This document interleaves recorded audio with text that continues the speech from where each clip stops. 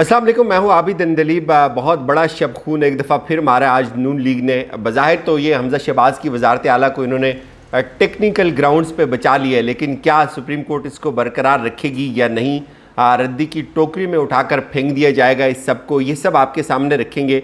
क्या supreme court आज खुल सकती है इस्लामाबाद में, इसके कितने इम्कानात हैं। लेकिन उससे पहले आज जो कुछ दोस्त मज़ारी ने किया, ये बहुत बड़ा ड्रामा था। ये इसलिए ड्रामा था कि जो लेटर उन्होंने वहाँ लहराया, उस लेटर से पहले अगर पार्टी हेड की इंस्ट्रक्शन को फ़ाइनल मान लिया जाए तो वो लेटर पार्टी हेड ने उन तमाम अरकान को नहीं लिखा। वो एक खुफिया लेटर था और खुफिया तरीके से एक भाई ने दूसरे भाई की पीठ में खंजर घोंपा है और इसका फ़ायदा हमज़ा शहबाज़ को पहुँचाया गया है। चौधरी शुजात, ये चौधरीयों के बारे में सब लोग कहते थे कि ये बड़े वज़ादार लोग हैं, और आज मेरे ख्याल में पूरी कौम ने देख लिया जो वज़ादारी दिखाई चौधरी शुजात ने उम्र के इस हिस्से में। एक मुहावरा मशहूर है, कहते होते हैं कि उसका एक पाँव कब्र में है। तो चौधरी शुजात साहब को देख के लगता है कि उनके तो दोनों पाँव कब्र में है, लेकिन इसके बावजूद भी उन्होंने इतनी खजालत और इतनी शर्मिंदगी को अपने गले लगाया है।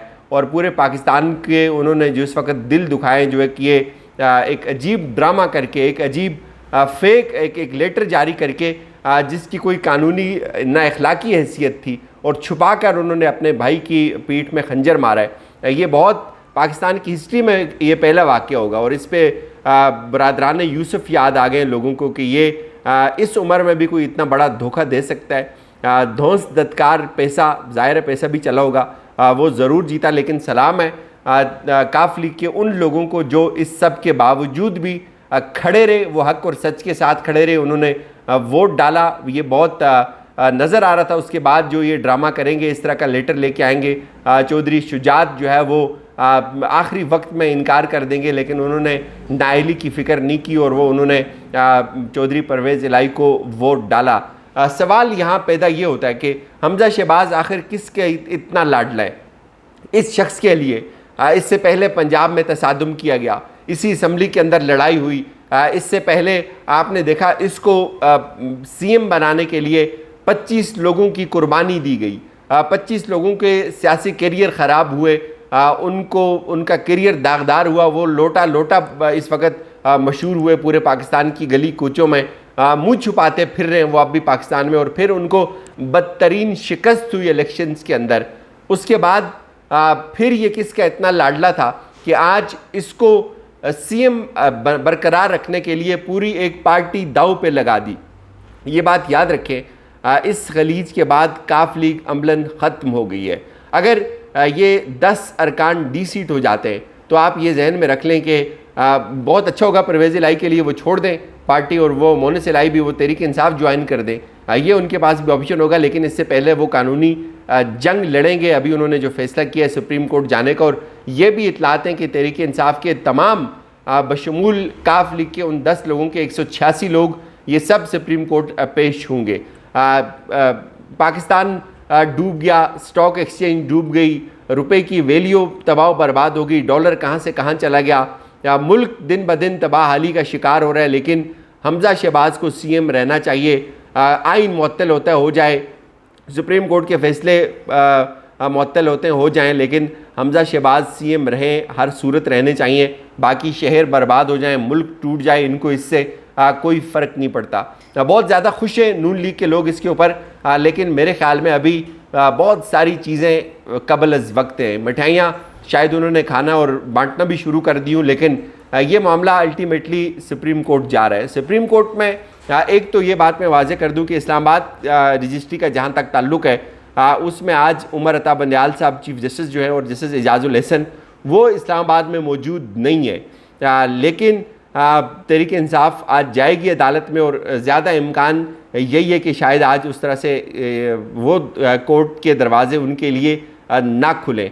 लेकिन यहाँ पे बहुत सारे लोग, बहुत सारे दानश्वर इस चीज़ को कंफ्यूज कर रहे हैं कि ये सुप्रीम कोर्ट की जो रूलिंग है उसके बिल्कुल उसके मुताबिक ये फ़ैसला दिया, और जो दोस्त मज़ारी हैं उन्होंने जो रूलिंग दी है वो सुप्रीम कोर्ट के फ़ैसले के मुताबिक दिया। लेकिन इसमें एक बहुत बड़ा कन्फ्यूजन बरकरार है अभी भी।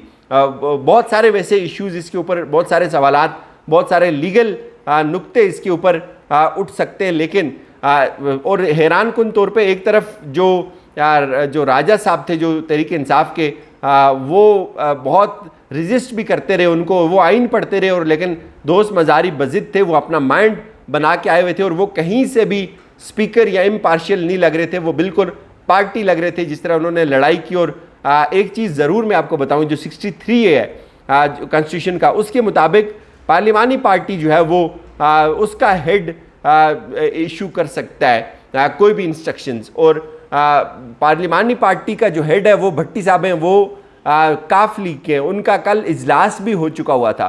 ये जो वारदात डाली है खुफिया तरीके से, ये लेटर, एक तो इसकी वैलिडिटी इसलिए नहीं है इस वक्त तो चूँकि ज़ाहिर स्पीकर जो डिप्टी स्पीकर कासिम जो मज़ारी है, जो दोस्त मज़ारी, वो पार्टी बना हुआ था, उसने तो यही करना था, ये तय हुआ था पहले ही, उनका आपस में तय था। उसकी लेटर की वैलिडिटी इसलिए नहीं है कि वो लेटर किसी MPA को नहीं लिखा गया, कोई भी MPA ऑफिशियली बाखबर नहीं था चौधरी शुजात की इंस्ट्रक्शन के हवाले से। और फिर इससे भी इम्पोर्टेंट नुक्ता ये है कि अगर एक पार्टी जिसके पार्लिमानी मेंबर जो है वो टोटल हैं ही 10, वो अगर उस पार्टी हेड की राय से इख्तिलाफ करते हैं तो एतजाज़ एहसन के बकौल ये अपना नया ग्रुप भी बना सकते हैं, और एतजाज़ एहसन के बकौल भी इस वक्त जो मेजॉरिटी है वो परवेज़ इलाही को मिल चुकी हुई है।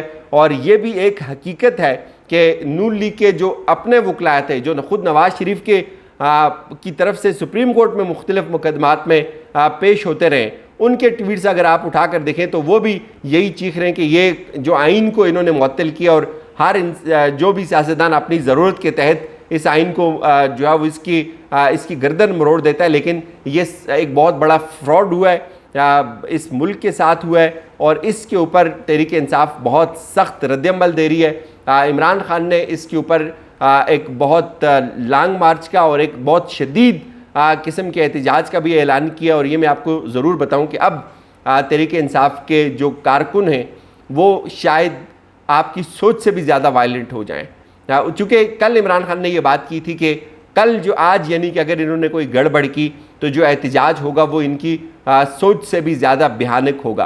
तो इस वक्त अब जो सूरत हाल है, ये तमाम लोग लिबर्टी चौक के ऊपर बाहर निकल रहे हैं, कराची में शाहराह फैसल में बाहर निकल रहे हैं, और अब अल्लाह माफ़ करे ये तोड़ फोड़ की तरफ चली जाएंगी चीज़ें। और मेरे ख़्याल में जो लोग इस सब के मास्टर माइंड हैं उनको ये चीज़ ज़रूर सोचनी चाहिए कि ये इतनी बड़ी आइन के साथ, इतनी बड़ी जमहूरियत के साथ गद्दारी। और देखें, एक तरफ 15 नशिस्तें इमरान खान अभी जीत के आया है असम्बली के अंदर, ये लोग जमहूरियत की बात करते हैं, ये लोग वोट की इज्जत की बात करते हैं। इनके नज़दीक इससे अंदाज़ा लगा लें अवाम का मैंडेट या अवाम का वोट क्या मानी रखते हैं। उन्होंने उठाकर रद्दी की टोकरी में डाल दिया उन तमाम नशिस्तों को, उन तमाम वोट्स को जो आवाम ने अभी दिए थे इमरान खान को। और इनकी ख्वाहिश ये है कि हमज़ा CM रहना चाहिए, और इन्होंने हमज़ा को बचा लिया, लेकिन ये टेक्निकली बचाया है, इसमें ना इनकी ये अखलाकियात भी इन्होंने खो दी हैं। इससे ज़्यादा इससे बड़ा नुकसान कोई नहीं होगा इनको। आवाम सब कुछ देख रही है, आवाम को ये बेवकूफ़ नहीं बना सकते। और अगर इन 10 सीटों के ऊपर बाई इलेक्शन भी होंगे तो काफ लीग को तो आप ये समझें कि वो बिल्कुल ख़त्म हो गई, और वो भी इमरान खान जीत के आएगा, बल्कि इससे ज़्यादा शिद्दत से लोग उसको वोट डालेंगे। कब तक ये इमरान खान का रास्ता रोक सकते हैं? ये बेसिकली इमरान खान से दुश्मनी नहीं है, अब ये लगता है ये पाकिस्तान से और पाकिस्तान की आवाम से दुश्मनी है। अपना ख्याल रखिएगा, इजाज़त दीजिए, खुदा हाफिज़।